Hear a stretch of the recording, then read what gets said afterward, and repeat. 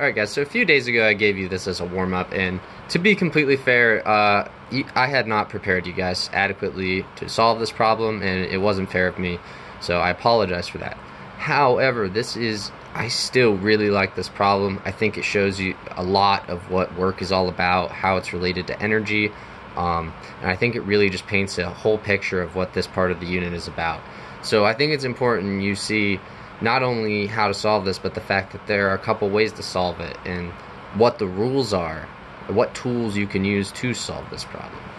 So let's look at it. We've got a 10-meter long cannon. I've got the ball here with a sort of impromptu free body diagram on it. We've got the 13.2 Newton applied force that it is being used to accelerate the ball. But as with everything on Earth, we can't forget about gravity. So we know it's 1.0 kilograms. Multiply that by our 9.8 meters per second squared, and we have 9.8 newtons as our weight of the ball. Remember, again, weight equals mg. I cannot stress enough that this needs to be memorized. Weight is not 10. I have seen this a lot. It happens with a lot of other things too. For instance, coefficient of friction is not equal to friction. Just to name some. Sorry, it's a pet peeve of mine. But remember that the force of gravity is always mass times the acceleration due to gravity. Okay? Alright, sidebar over.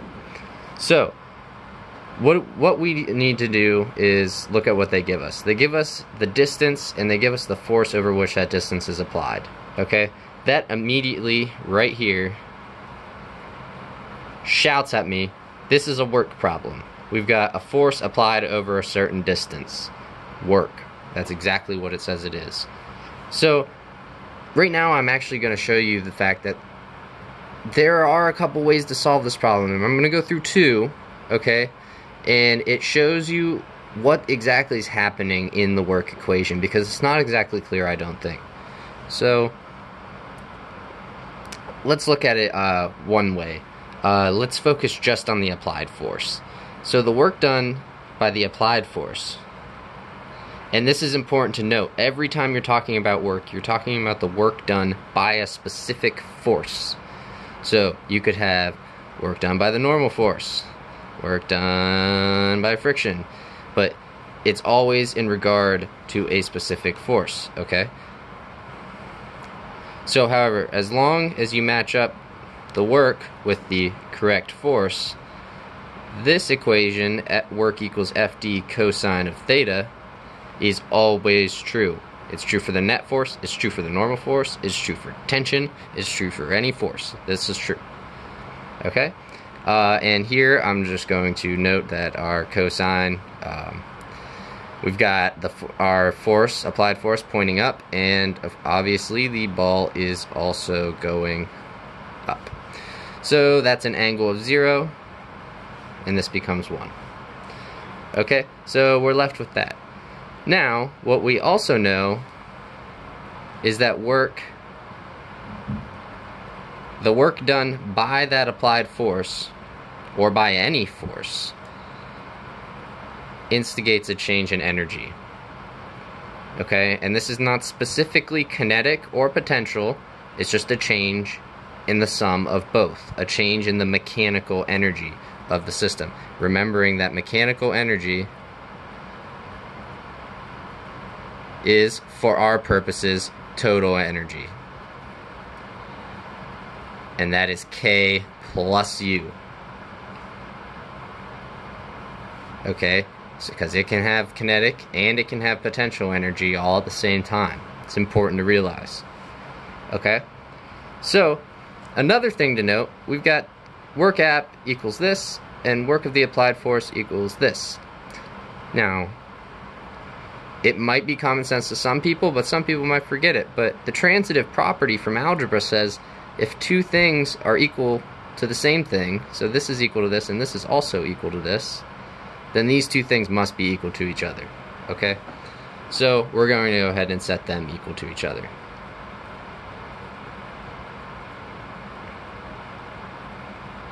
And here I'm going to replace delta E with E final minus E initial, because that is the definition of delta anything, is final minus initial. A change is the final minus initial always. Okay? So, what is RE? Well, we just said down here, it's K plus U. We can go ahead and say EI, though, is 0. And if you think about it, it makes sense, because looking at our number line over here, it's at a height of 0. So its potential energy, mgh, would have to be 0.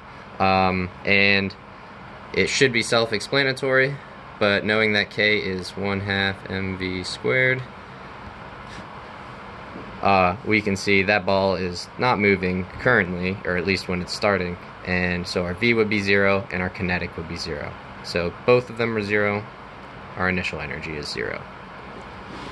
Okay, so we're left with our force applied times the distance is equal to our final energy, which we just said is our kinetic at the end plus our potential at the end.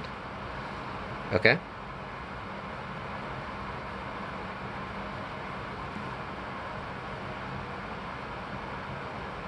So, looking at this now, we need to clearly substitute in for our kinetic and potential. So we have our formulas, which keep escaping off the corner down here. And so 1/2 mv squared plus mgh. Okay, and from here, it is just a matter of solving for V. Now, I'm going to go through this process with no numbers, because this is going forward. If you ever take a physics class again, or for that matter another math class again, numbers really do start to disappear. They don't care so much that you can plug numbers into a calculator, but that you can manipulate this to get an expression that you want. So I'm going to start by undoing addition and subtraction first, because we're doing PEMDAS backwards. Okay? So I'm going to subtract mgh. Okay? From both sides.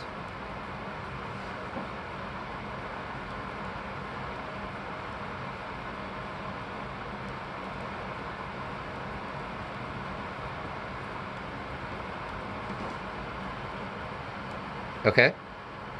I'll then multiply by 2 and divide by m.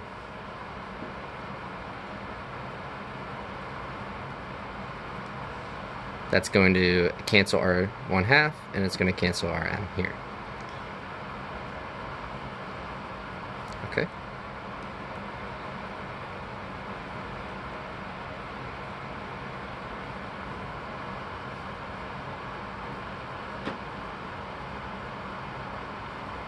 And last but not least, we square root to get rid of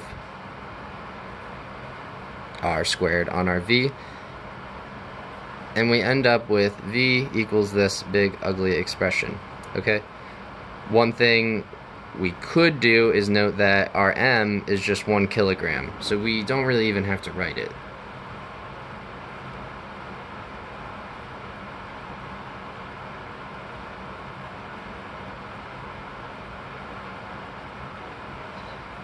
Okay, and this ends up being our final solution. Now, I can go ahead and plug this into a calculator if we want, and we'll see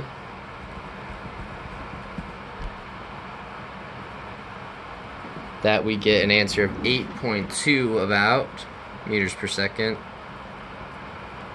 and I think the answer was 8 on the warm-up. Okay? So that's how you would do it using the applied force. Okay. Now I'm going to show you how to do it a slightly different way. And in fact, this is probably not the way you would do it.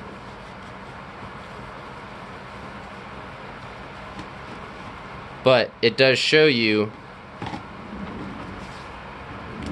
that there is some flexibility with this. It's not memorizing how to solve a problem. It's knowing the tools that you have, knowing the equations that are available, knowing the information they give you, and what can you make with it. Okay, so here we go again. We're gonna know that this is a work problem. Obviously, we've been through this, but this time we're going to choose a different force. We're going to look at the work done by the net force. So that's all I'm doing. Is last time I was looking at the work done by this 13.2 Newton force. Now I'm just looking at the work that a different force does. So in this case, our net force is 13.2 minus 9.8.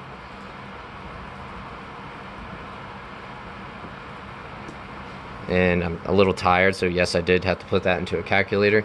But we've got our, let's put it up here. Our net force is 3.4 newtons. Okay, so let's keep that in our back pocket. So we know we have to match up our work and our force, so this has to be the net force times d, and the cosine of 0 is still 1. So now, this is where what is special about the net force. No matter what other force you pick, you have to do it the way I showed you last time. But if you're clever and you pick the net force as the force you focus on, you're allowed to say that the net work is equal to the change in the kinetic energy.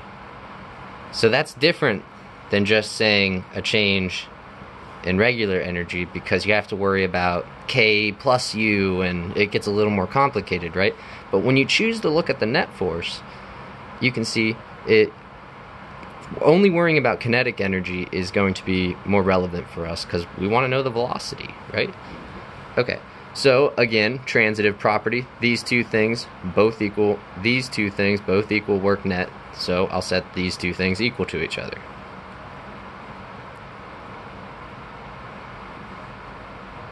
And I'm going to go ahead and replace our delta K with the formula for kinetic energy. And again, we already said there's no kinetic energy at the beginning, so all we're worried about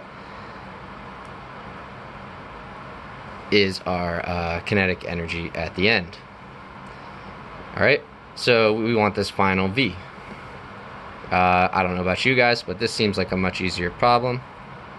We've got 2 F net D over M square root equals V.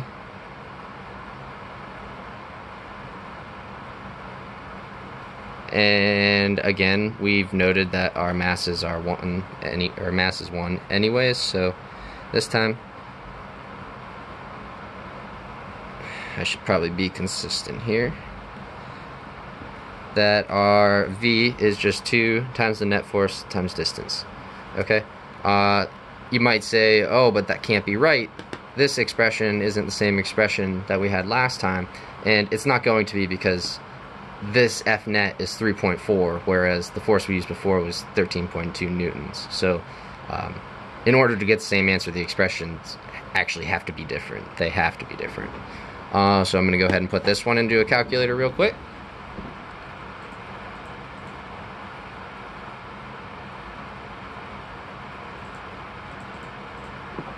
And would you look at that, 8.2 again. So there you have it. I hope this cleared things up about what's special about net work and choosing the net force to do your calculations, and the simplification that it makes. I also hope that you saw that, you know, even just using any old force, you can use this relationship here to find the answer just as well. It maybe not as easily. Alright, so I hope this was helpful, and take it easy, guys.